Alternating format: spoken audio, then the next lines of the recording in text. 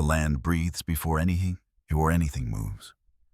At the edge where dry forest loosens into open scrub, morning arrives without ceremony. Light spills low and pale, sliding across dust rather than soaking into green.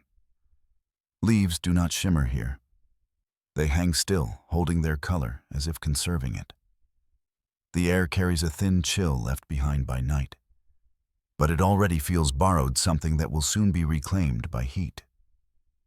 Nothing rushes. Wind moves first, not in gusts, but in cautious drifts that trace the shape of the ground. It lifts fine grains of sand and sets them down again only a few steps away. Insects hum in brief intervals, stopping as suddenly as they begin. Sound does not travel far. It settles quickly, absorbed by space that feels wider than it should. This place has learned patience. For generations, the rhythm here followed rules that did not need to be questioned. Water arrived when expected. Shade held its position. Paths worn by countless crossings remained reliable, guiding movement without thought. Survival depended on attention and strength, but rarely on doubt. That certainty is thinning. The light grows stronger, revealing details that feel subtly out of place. A dry channel cuts through the soil where water once lingered long enough to leave memory behind. Trees stand farther apart than they used to, their shadows no longer overlapping. Even the ground seems quieter, as if fewer feet pass over it now. Nothing appears broken. Nothing looks urgent. Yet the balance feels delayed, like a familiar rhythm played half a beat too slow. In places like this, danger does not announce itself. It does not roar or rush forward. It arrives by subtraction, by the quiet absence of things that once returned. A pool that does not refill. A trail that fades instead of deepening. A pause that lasts longer than it should.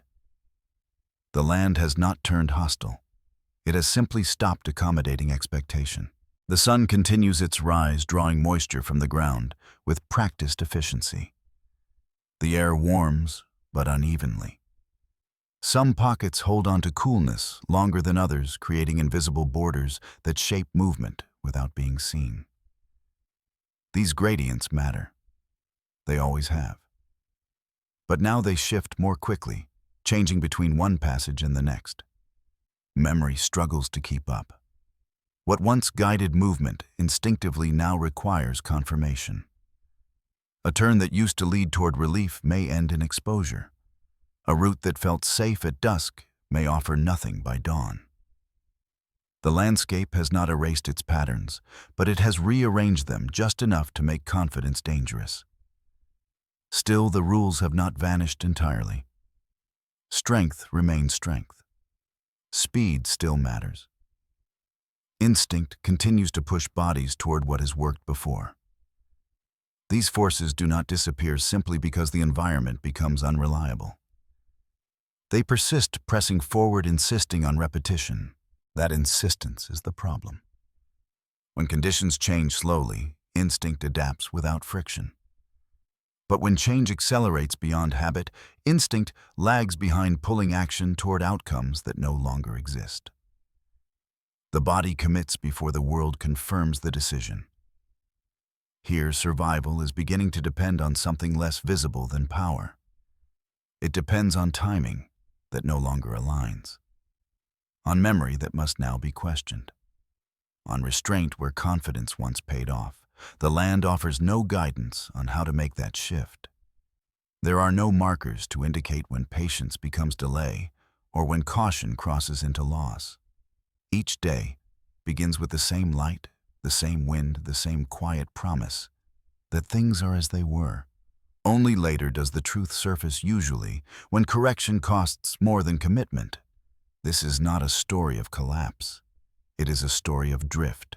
A gradual slide away from certainty, where the strongest advantage is no longer physical dominance, but the ability to sense when familiar answers have expired, where survival hinges not on force, but on recognizing that the rules governing force have changed. As the sun clears the horizon fully, The heat settles in. The land resumes its daytime stillness, conserving what little remains. Nothing dramatic unfolds. Nothing calls attention to itself. And yet beneath the calm surface, something fundamental has shifted. In this place where water no longer returns on schedule and memory no longer guarantees safety, the line between survival and disappearance has narrowed to moments so small they often pass unnoticed. By the time that line becomes visible, it is usually too late to step back across it. This is where the story begins. Not with pursuit or conflict, but with a world that still looks familiar just long enough to invite a mistake. In environments like this, survival has never been accidental. Every movement, every pause, every choice to advance or withdraw is shaped by a set of rules refined over countless generations. These rules are not written, but they are enforced with absolute consistency. Those who follow them live long enough to pass them on. Those who do not simply vanish, leaving no explanation behind. At the core of these rules lies instinct. Instinct is not impulse. It is compressed knowledge experience folded into the body so tightly that thought becomes unnecessary. When conditions are stable, instinct functions with brutal efficiency. It directs movement toward shade at the right hour. It times activity to avoid waste. It guides predators toward prey when success outweighs cost. In a balanced system, instinct is faster than learning. The land once rewarded this speed. Water sources persisted long enough to justify memory. Trails remained valid across seasons. The relationship between effort and reward stayed predictable. Strength mattered, but so did timing. Those who learned when not to act often survived longer than those who rushed. The rules were clear even when unspoken. Move when heat is low. Conserve energy during exposure. Commit fully once the threshold is crossed. Do not hesitate after deciding. Retreat only when the cost of pursuit exceeds the benefit. These principles govern survival without debate. But these rules assume something essential, that the environment responds consistently. When water disappears temporarily but returns on schedule, memory remains an asset. When prey migrates predictably, patience pays off. When shade holds its position, roots remain reliable. Instinct thrives under repetition. The problem arises when repetition breaks. Here, change does not announce itself through catastrophe. It unfolds quietly, measured in days that feel normal, until they accumulate into something unfamiliar. A dry channel remains dry longer than expected. Prey shifts routes not once, but repeatedly. Shade shortens by degrees too small to notice in a single crossing. Instinct continues to operate, as if these deviations are temporary. It urges movement toward places that once delivered relief. It reinforces behaviors that succeeded before. It interprets absence as delay, not loss. This persistence is not a flaw. It is what made instinct powerful in the first place. But power without feedback becomes liability. The environment no longer confirms instinct at the moment it matters. Decisions are made based on patterns that lag behind reality. By the time correction becomes obvious, the cost of reversing course is already higher than expected. This is where survival becomes less about dominance and more about calibration. Timing begins to matter more than speed. Recognition becomes more valuable than reaction. The ability to pause not out of fear, but out of reassessment, gains importance. Yet these qualities are not easily encoded into instinct. They require conditions that allow error without immediate penalty. This land no longer offers that margin. The rules have not vanished, but they now compete with each other. Move early to avoid heat, but moving early may expose you to emptiness. Wait for confirmation, but waiting may drain resources you cannot replace. Commit when opportunity appears, but opportunity itself has become unstable. Each rule still makes sense in isolation. Together they no longer align. Survival under these conditions demands something instinct was never designed to provide: doubt. Not hesitation born of weakness, but the capacity to question signals that once felt absolute. This shift does not happen cleanly. It unfolds through friction, through moments when action feels right, but results feel wrong. Those moments are rarely dramatic. More often, they look like inefficiency. A route that costs slightly more energy than expected.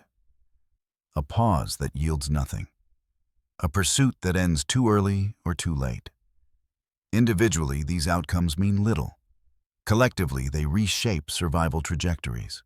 The land enforces this quietly. There is no single failure point, no clear line where success turns into disaster. Instead, survival becomes a sequence of increasingly narrow decisions, each one dependent on interpreting incomplete information correctly.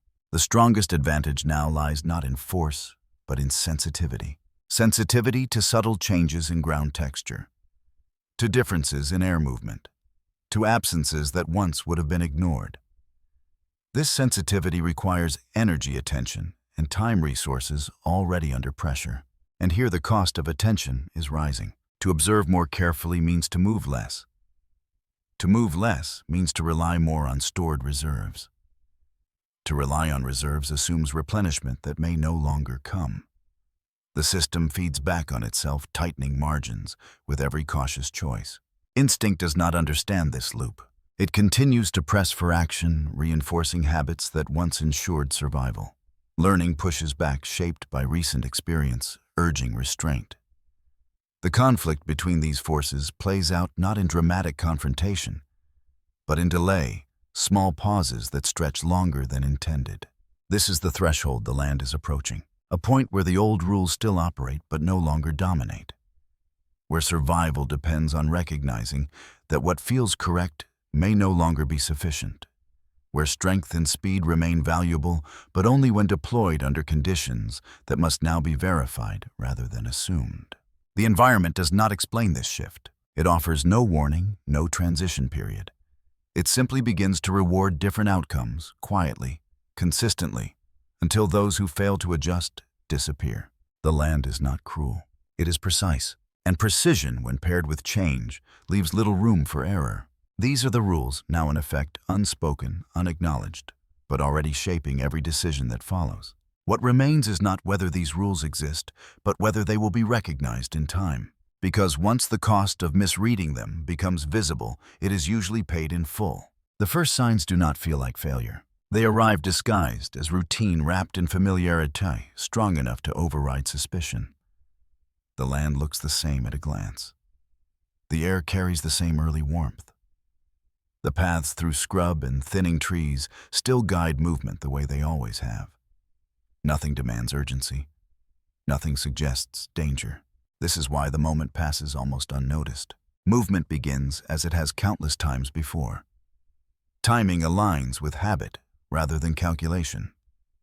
The body follows patterns embedded through repetition paths, chosen not because they are assessed, but because they are remembered.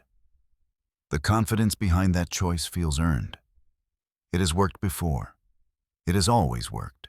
The environment does not object immediately. Ground gives way underfoot with the expected resistance. Vegetation parts where it should. Sounds carry in familiar ways, absorbed by distance without distortion. Everything confirms the decision, at least at first. Then something delays, not a barrier, not an obstacle. Just a subtle pause where momentum should have carried forward smoothly. The body compensates, instinctively adjusting without thought. This happens all the time. Small corrections are part of movement. They do not signal danger. But the correction costs slightly more than expected. Energy expenditure rises almost imperceptibly. The effort required to maintain pace increases just enough to register as discomfort rather than alarm. The body pushes through it, dismissing the signal.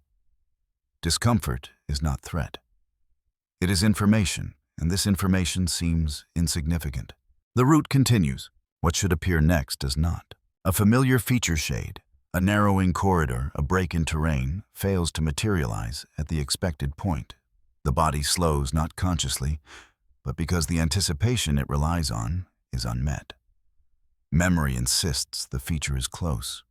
Experience reinforces the expectation. The land remains indifferent. This is the first real deviation, and it is small enough to rationalize. Routes change slightly over time. Weather reshapes ground. A missed marker does not invalidate the entire path. The decision to continue feels reasonable, even conservative.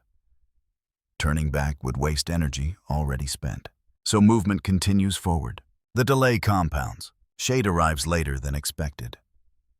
When it does, it is thinner, offering relief that feels temporary rather than restorative. The body accepts it anyway, lowering output briefly, waiting for the next confirmation that the route remains viable. That confirmation never fully comes. Instead, there is space, more of it than memory accounts for. Open ground stretches where constriction should occur. Exposure lengthens. Heat settles faster. The air feels heavier, less forgiving. None of this is extreme. It is simply wrong by degrees too small to demand retreat. The body hesitates, not long enough to stop, but long enough to reassess. Instinct urges continuation. Turning back now would concede effort already invested. The environment still appears navigable. There is no immediate threat. The decision to continue feels justified. By the time the mistake becomes visible, it is already embedded. The route does not collapse into danger. It dissolves into inefficiency. Distance expands subtly. What should have been a short crossing becomes extended. Effort rises gradually rather than sharply, masking the accumulating cost. The body adapts, drawing deeper on reserves without conscious permission. This is where the first loss occurs, not dramatic, not visible, but real. Energy that was meant to be conserved is spent compensating for misalignment. The body will recover later, instinct insists. The land always provides that opportunity.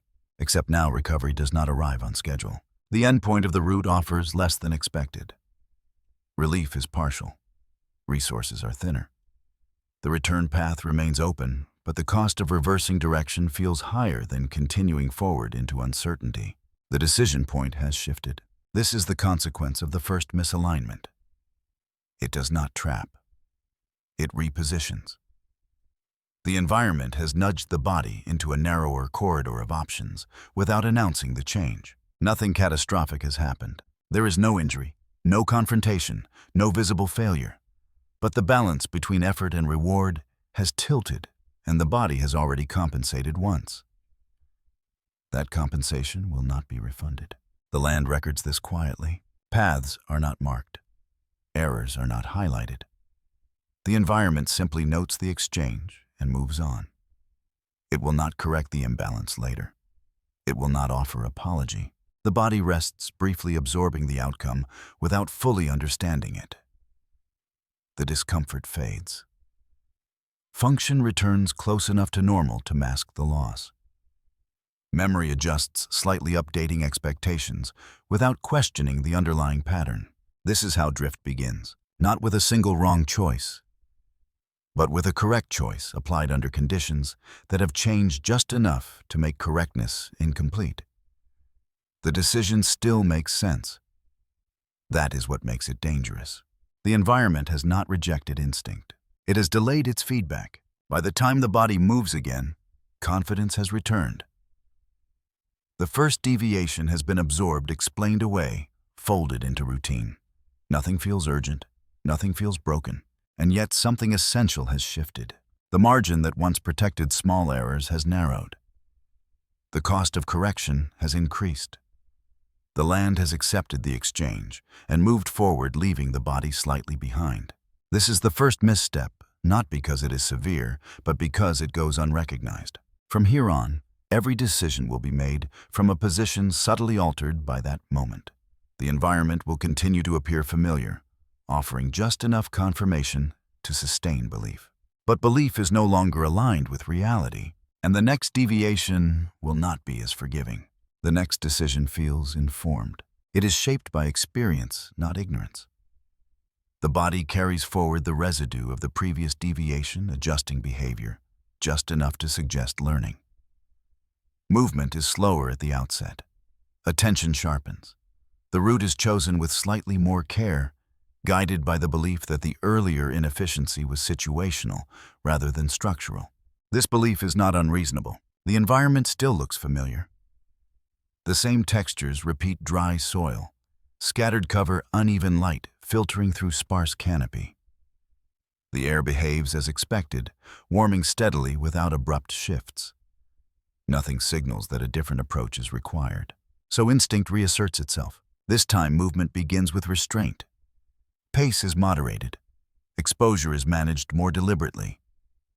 The body applies the lesson it believes it learned: go carefully, but do not abandon what has worked before. This compromise feels intelligent. It balances caution with continuity. At first, it appears successful. Distance is covered without immediate penalty.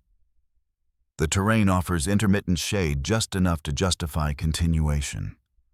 Effort feels controlled rather than draining. The earlier discomfort does not return right away, but the delay returns sooner than expected. What should align begins to lag again. The spacing between features feels off, not drastically, but persistently. The body senses it before the mind acknowledges it. A subtle tightness forms not in muscle, but in timing. Movements no longer flow. Each step requires confirmation. The route is still usable. That is the problem, because usability reinforces commitment. Turning back now would feel like overreaction. The deviation is noticeable but not threatening. The land offers no clear reason to abandon the path. So the body continues. This time the cost manifests differently. Instead of rising effort, there is lost opportunity. A window that should open does not. A moment that should invite action arrives misaligned, already closing by the time it is recognized. The body reacts too late, not disastrously, not enough to force retreat, but enough to confirm that timing, once reliable, is slipping. The environment is no longer synchronized with expectation. Instinct fires, but the window it targets has shifted. The response becomes reactive rather than anticipatory. This is more dangerous than inefficiency. When anticipation fails, survival depends on correction. Correction costs more than initiation. The body spends energy adjusting instead of executing. Each adjustment narrows the margin for error. The environment remains calm. There is no escalation, no clear punishment, just a gradual reduction in returns. The land does not deny access outright. It simply provides less than anticipated, forcing the body to work harder for diminishing reward. The loss accumulates invisibly. Resources that would normally be replenished are delayed. Recovery takes longer. The body compensates by borrowing from reserves intended for later use. This borrowing feels temporary, justified by the assumption that balance will be restored. That assumption is no longer valid. The route ends without resolution. What lies ahead does not justify the cost already paid. Turning back now is unavoidable, but retreat offers no refund. The energy spent remains spent. The time invested cannot be recovered. The body retreats, not in failure, but in adjustment. The decision feels prudent. The environment has been tested. Information has been gathered. The experience will inform future choices. Except the information is misleading. The lesson learned is incomplete. The body attributes the outcome to poor timing or minor miscalculation. It does not yet recognize that the underlying framework, the reliability of routes, the predictability of opportunity, has shifted. This misinterpretation matters because it encourages repetition with variation rather than re-evaluation. The body will try again differently, but within the same logic. It will seek better timing instead of questioning whether timing itself can still be trusted. The land permits this misunderstanding. It offers no correction strong enough to force reassessment. The environment continues to behave almost normally, allowing instinct to operate just long enough to reinforce false confidence. This is the second loss, not of energy, but of clarity. The body ends the cycle believing it has adapted. In reality, it has only adjusted its position within a narrowing system. The space available for effective action has contracted again quietly without confrontation. Rest follows, but it is shallow. Recovery does not fully restore readiness. Fatigue lingers longer than expected. Hunger feels closer to urgency than it should at this point in the cycle. These signals are noted, but they are not yet alarming. The body prepares to move again. Instinct remains dominant. Memory still directs behavior. The deviations encountered so far feel manageable, explainable. The idea that the environment itself may no longer support familiar logic has not taken hold. The land does not rush to correct this assumption. It will allow one more attempt, perhaps several. Each one will feel slightly harder than the last, slightly less rewarding, slightly more constrained. This is how misalignment deepens, not through sudden collapse, but through repeated decisions that remain internally coherent while drifting further from reality. The body continues to act intelligently within a system that is already changed. And because the change is gradual, belief survives longer than it should. By the time the body recognizes that the rules themselves have shifted, it will already be operating with fewer options, thinner margins, and less room to absorb error. The second deviation ends quietly, but it leaves behind a system less forgiving than before, one that will no longer tolerate repetition without consequence. The land has not punished the mistake. It has remembered it, and it will factor that memory into everything that follows. At some point, attention shifts away from action and settles on the land itself. This happens not because the body chooses it, but because the environment begins to demand explanation. Movements that once flowed now require context. The body still responds to instinct, but instinct no longer resolves uncertainty. Instead, it raises questions that cannot be answered through repetition alone. The land feels altered in ways that resist quick interpretation. Distances seem longer without actually increasing. Open areas stretch just enough to change exposure without becoming impassable. Shade exists, but it relocates subtly, no longer aligning with the body's internal clock. These shifts are not dramatic. They are precise, calibrated to slip past immediate detection. The ground tells part of the story. Soil that once held moisture longer now hardens faster, shedding heat upward rather than absorbing it. Tracks fade more quickly, erasing information that used to persist long enough to guide decisions. What remains is ambiguity. Signs appear incomplete, requiring inference where certainty once existed. The body slows to compensate. Movement becomes cautious, not because of threat, but because confirmation is missing. Instinct seeks familiar markers, but those markers either arrive late or fail to appear at all. The result is hesitation born not of fear, but of mismatch. This is where instinct begins to work against itself. Instinct evolved to act quickly under stable conditions. It assumes that delay carries risk equal to action. In a consistent environment, that assumption holds. Here it does not. Acting quickly now may commit the body to paths that no longer deliver return. Yet restraint is costly too. Waiting consumes resources without replenishment. Observation demands stillness, and stillness offers no relief. The body must choose between acting on incomplete information or conserving energy while uncertainty deepens. Neither option is supported by the environment anymore. The land does not clarify. It remains static on the surface dynamic beneath. Changes accumulate without signaling transition points. The absence of feedback becomes feedback itself, but only after interpretation. The body attempts to recalibrate. Movement adjusts to favor cooler ground. Activity shifts toward narrower windows. Exposure is managed more aggressively. These adaptations would have worked before. They are logical, efficient responses based on past success.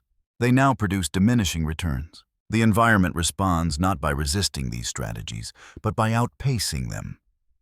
Heat builds earlier, resources disperse faster. Opportunity windows close before recognition solidifies into action. The body reacts, but reaction replaces anticipation. This reversal matters. Anticipation allows for efficiency. Reaction demands correction. Correction spends energy already allocated elsewhere. Each reactive movement pulls from reserves meant for recovery. The body begins to feel the strain not as pain, but as latency. Responses lag. Decisions take longer to execute. The delay is subtle but compounding. The environment does not slow down to match it. What once felt like mastery now feels like negotiation. The land sets terms without announcement. Routes that remain technically accessible carry higher cost. Areas that appear favorable no longer sustain presence long enough to justify commitment. The environment does not deny access, it shortens tolerance. This is the turning point. The body realizes dimly that the problem is not poor execution. It is pace. The land is changing faster than instinct can adjust. The feedback loop that once reinforced correct behavior now delivers mixed signals. Some actions succeed. Others fail without clear reason. Patterns fragment. Learning becomes difficult under these conditions. Experience no longer stacks neatly. Each outcome feels conditional, tied to factors that shift between attempts. The body struggles to isolate cause from coincidence. Instinct falters, not because it is wrong, but because it is incomplete. It was never designed to operate under accelerating change. It assumes that the environment will hold long enough for behavior to be tested, refined, and reinforced. Here, the environment moves on before refinement can occur. The body senses this loss of alignment, not consciously, not verbally, but through fatigue that arrives too early, through hunger that feels disproportionate to effort, through rest that fails to restore readiness. These signals accumulate, demanding explanation. The land offers none. Instead, it continues to reward only the most precise responses, those that arrive at exactly the right moment under exactly the right conditions. Error margins shrink. Timing becomes unforgiving. The body adapts again, but adaptation lags. Each adjustment corrects for the previous outcome, not the underlying trend. The result is a chase that cannot be won, responding to yesterday's conditions in a landscape that has already moved forward. This is where the shift becomes undeniable, not through collapse, but through recognition that the familiar hierarchy no longer applies. Strength still matters, but it cannot compensate for misalignment. Speed remains valuable, but only when directed correctly. Experience guides decisions, but only when the environment remains consistent enough to validate it. Here, consistency has eroded. The body stands within a system that no longer confirms its assumptions. Every choice feels provisional. Every outcome feels temporary. The environment has not turned hostile. It has become faster, and in doing so, it has quietly displaced instinct from its central role, forcing survival into a narrower, more fragile balance, one where recognition must occur before response, and where delay, once a tool, now threatens to become a trap.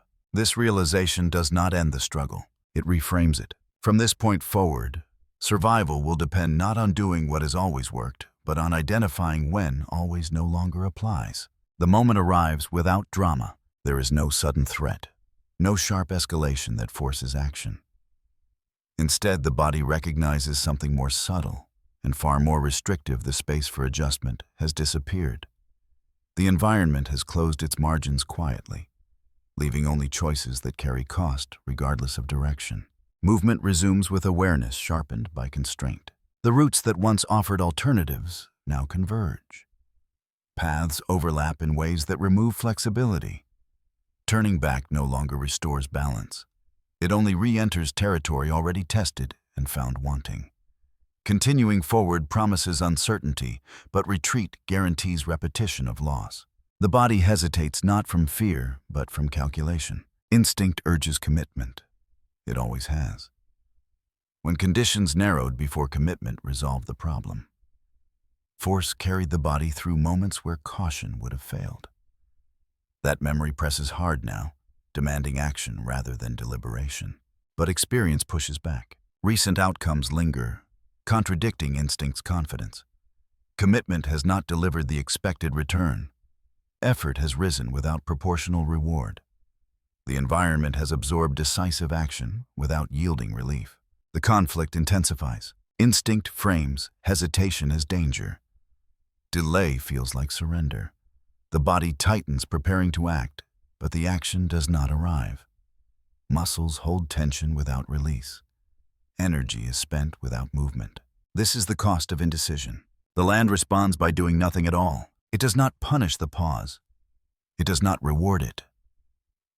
Time passes. Heat accumulates. Opportunity windows shrink without acknowledging the body's internal conflict. The environment continues its rhythm, indifferent to the struggle unfolding within it. Eventually, a decision is forced not by clarity, but by necessity. The body moves forward because remaining still has become unsustainable. Conservation without replenishment is no longer an option. The choice is not between good and bad, but between bad and worse. Commitment returns stripped of confidence. Movement accelerates, but without the precision it once carried. The body commits to a direction that feels plausible rather than proven. The terrain offers limited guidance. Markers that once anchored navigation appear unreliable, their relevance unclear. Exposure increases. Shade arrives too late or too briefly to justify reliance. The body presses on, drawing deeper from reserves that were never meant to be accessed this early. Each step reinforces the reality that retreat would now cost more than advance. This is the point of no return, not because retreat is impossible, but because its price exceeds survival value. The environment has structured the choice carefully, leaving the body responsible for the outcome without offering support. The consequences arrive gradually. Fatigue deepens into heaviness. Response time lengthens. Decisions that once resolved quickly now linger, demanding effort simply to execute. The body compensates by simplifying, reducing options, narrowing focus, discarding nuance. This simplification feels efficient. It is not. By stripping away flexibility, the body accelerates commitment to a single course of action. If that course fails, there will be nothing left to adjust. The environment does not intervene to correct this trajectory. It records it. The land has shifted from testing to enforcing. Mistakes now carry cumulative weight.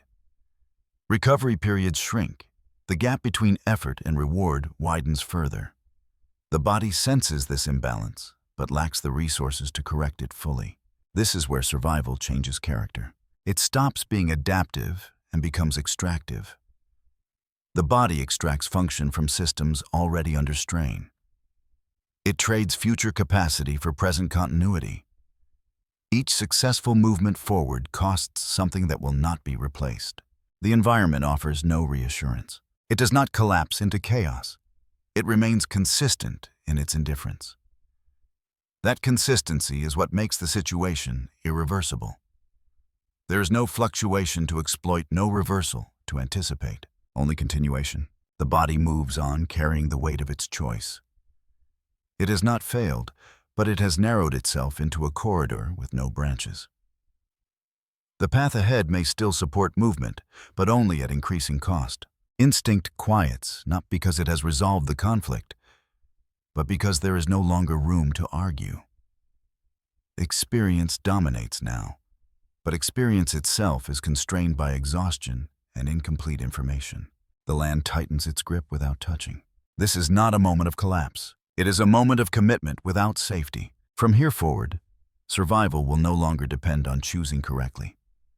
It will depend on enduring the consequences of a choice already made. Every step will reinforce that decision-making alternatives, increasingly theoretical. The environment has succeeded in its quiet reorganization. It has not defeated the body. It has removed its exits. What remains is motion within limits, movement that sustains life for now but offers no path back to abundance.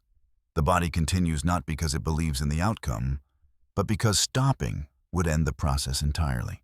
There is no longer a way to undo what has been spent. The path behind fades not from view but from relevance. Ahead lies only continuation shaped by constraint rather than possibility. The land does not watch. It waits. Pressure does not arrive all at once. It accumulates quietly, layering itself over decisions that once felt manageable. Each movement forward carries the residue of earlier choices, compressing options until survival begins to feel less like navigation and more like endurance. The body continues to function, but it does so under conditions that no longer allow error to dissolve. The environment tightens without changing shape. Roots remain open in appearance. Space still exists. but the freedom to use that space has narrowed. Every path forward demands a cost that cannot be fully repaid. The body senses this shift not as fear, but as weight and invisible resistance applied to every decision. Movement becomes deliberate, not strategic in the way it once was, but cautious through necessity. The body avoids unnecessary exposure, not because exposure is lethal, but because recovery from it has become uncertain. Each pause is measured against its cost. Each advance is weighed against the fatigue it will introduce later. This accounting was not required before. Instinct once handled these calculations automatically. Effort led to reward often enough that balance restored itself. Now the body must consciously manage depletion, even as resources to do so diminish. The land offers fewer interruptions. There are fewer moments that force action or demand reaction. Instead, the pressure comes from continuity. The environment remains passable, allowing movement to continue without confrontation. This lack of opposition is deceptive. It allows depletion to progress without triggering retreat. The body advances through zones that feel neutral, not favorable, not hostile, just insufficient. Each of these zones extracts energy without providing meaningful return. Over time, the body adjusts expectations downward, recalibrating what counts as success. Survival becomes about avoiding loss rather than achieving gain. This shift matters. When success is defined by preservation alone, the threshold for acceptable outcomes lowers. The body begins to accept conditions that would once have prompted correction. What feels tolerable now would have been rejected earlier. The environment exploits this adjustment. It presents no crisis to force reassessment. Instead, it allows gradual accommodation. The body learns to operate under pressure without noticing how much pressure has accumulated. Fatigue settles deeper, not as exhaustion, but as drag. Movements require more initiation. Pauses lengthen slightly. The body remains capable, but readiness fades. Recovery, when it comes, restores less than before. These signals register, but interpretation lags. The body attributes the strain to temporary factors: heat, distance, timing. It assumes that relief will arrive if it continues forward carefully. This assumption persists because nothing has contradicted it decisively. The land remains permissive. It does not deny access. It does not block paths. It simply refuses to replenish what is spent. The body continues drawing from reserves, expecting eventual replacement.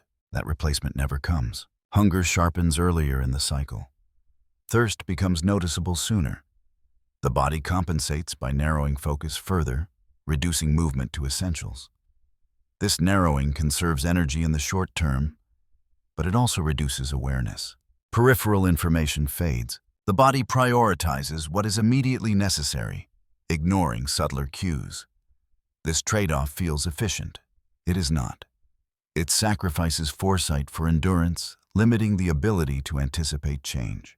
The environment continues to shift just beyond this narrowed perception. Opportunities still exist, but they require responsiveness.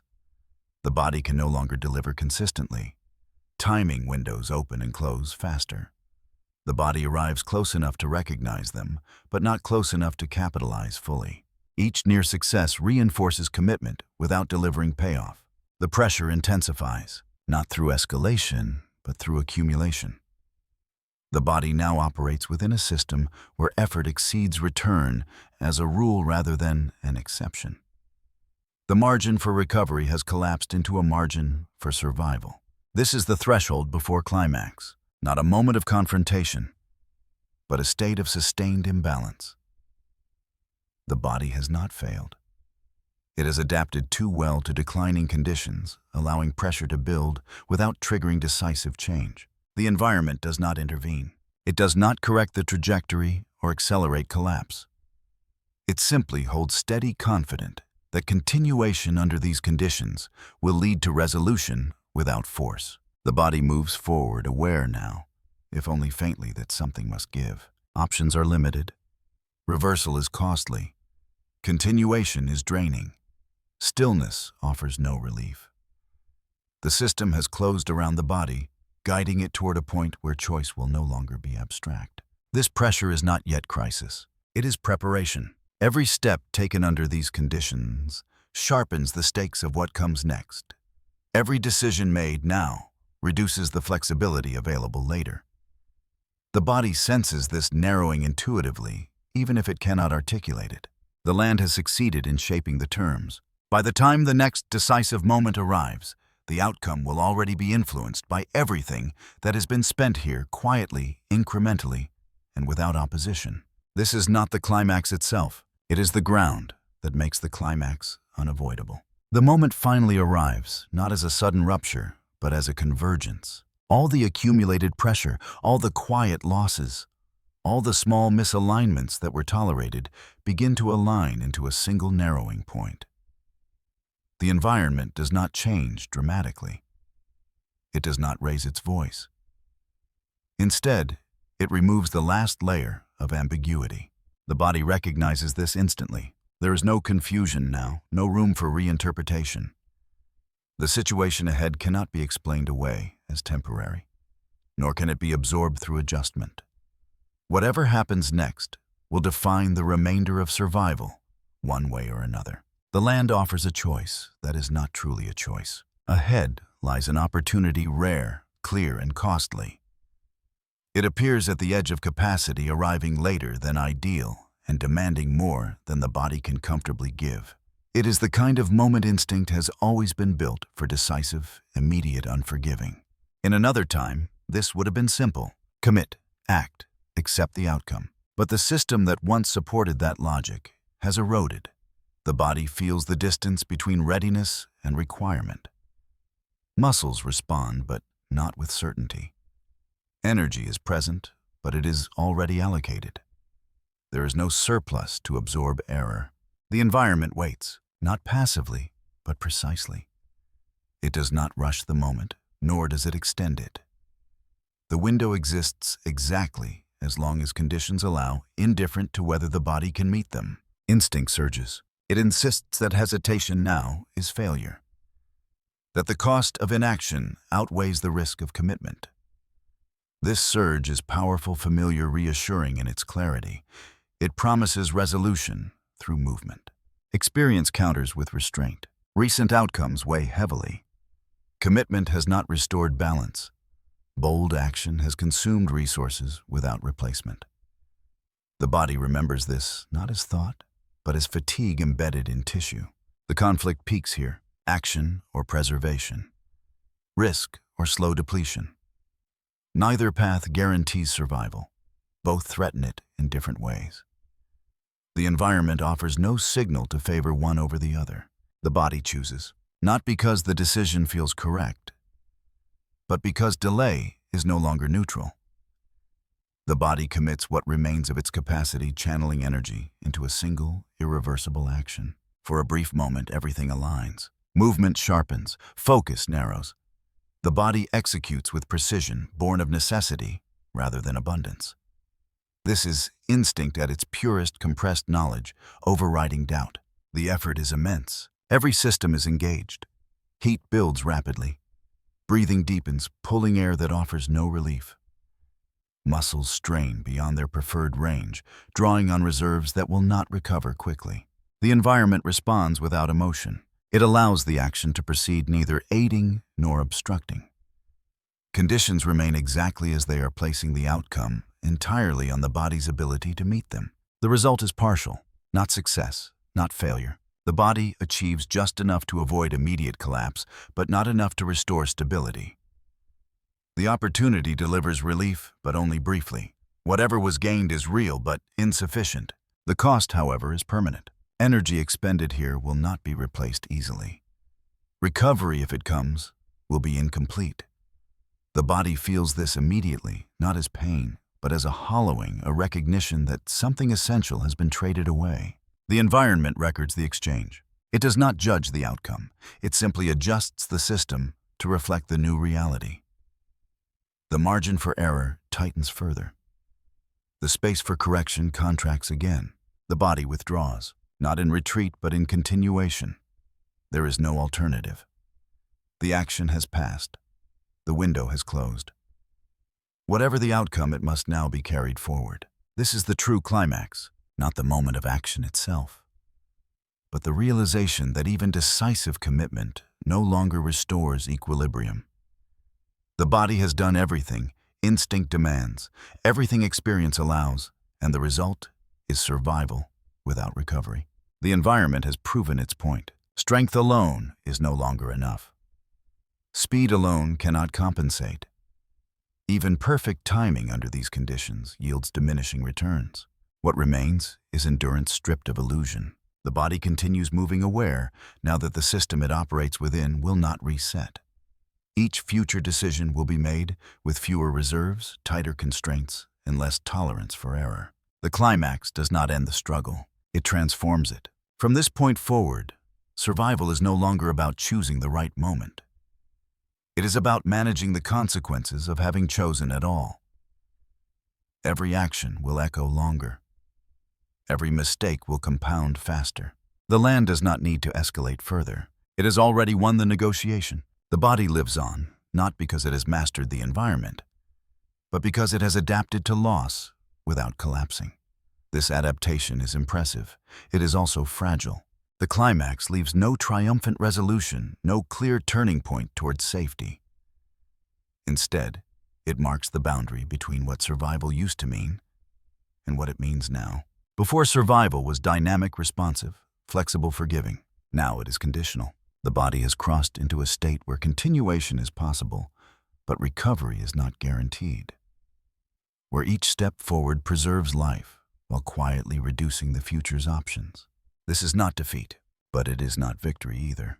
It is the moment when survival stops being about overcoming challenge and becomes about living within constraint, fully aware that the constraint will not loosen. The environment remains unchanged. Only the terms have shifted, and the body carrying the full weight of that shift moves on. The land returns to stillness without ceremony. There is no marker left behind to indicate what has just taken place. No visible scar, no altered shape that would signal a turning point. The ground absorbs heat as it always has. The air moves slowly, indifferent to effort spent beneath it. Whatever balance was lost or preserved exists only in the body that continues forward. Movement resumes at a different pace, not slower in a way that suggests weakness, but measured with an awareness that did not exist before. Each step is placed with intention, not expectation. The body no longer assumes that effort will be rewarded or that familiarity will translate into safety. It moves because movement is still possible. The environment offers nothing new. No sudden relief, no escalation. The same dry forest edge stretches ahead, its features rearranged just enough to demand attention without offering clarity. Shade appears where it can brief and insufficient. Distance remains deceptive. What has changed is not the land. It is the relationship to it. Survival now unfolds in shorter intervals. Decisions are framed in hours rather than days. The body no longer plans beyond what it can reasonably sustain. Recovery is treated as uncertain rather than assumed. This shift is quiet but profound. The instincts that once drove boldness now operate under restraint. Experience no longer reinforces confidence. It tempers it. The body still responds to opportunity, but without illusion. Each gain is recognized as temporary. Each success is understood to carry a cost that may surface later. The land does not acknowledge this awareness. It continues enforcing its rules with the same precision as before. What has changed is the margin within which those rules operate. Error tolerance has narrowed. Timing has become unforgiving. The system allows survival, but only within limits that must be respected continuously. As time passes, signs of persistence remain. Movement continues. Function holds. The body adapts enough to avoid collapse. From a distance, nothing would appear wrong. The figure moving through this space still belongs here. It still understands the terrain. It still navigates without panic. But beneath that continuity lies constraint. Territory feels smaller, even when its boundaries remain unchanged. Options feel fewer, even when paths remain open. The future stretches forward without promise, shaped more by maintenance than opportunity. This is survival in its reduced form, not the dramatic struggle of confrontation, but the sustained discipline of endurance. Not victory over environment, but coexistence under conditions that no longer forgive assumption. The land offers no conclusion. It does not close the story with resolution or finality. It leaves the outcome suspended, dependent on variables that may shift tomorrow or may never shift at all. Rain may return, conditions may stabilize, or this tightening may continue until even endurance becomes insufficient. There is no way to know. The body rests briefly as light changes again, scanning a landscape that remains familiar and altered at the same time. It does not look for signs of change. It looks for confirmation of what already is. This is where the story remains, not at the moment of action, nor at the edge of collapse, but in the space between where survival continues without guarantee, and adaptation must be renewed each day without assurance that it will be enough. The environment does not ask whether this is fair. It does not explain itself. It simply continues offering the same conditions to anything willing to try. And the body, still moving within those conditions, carries forward the question that has no answer yet. In a world where instinct arrives too early and experience arrives too late, what truly determines survival, the strength to act or the wisdom to recognize when acting has already cost too much? The land does not respond. It never has. It leaves the answer open, written not in certainty, but in the continued motion of life that persists, adapts, and waits, one measured step at a time.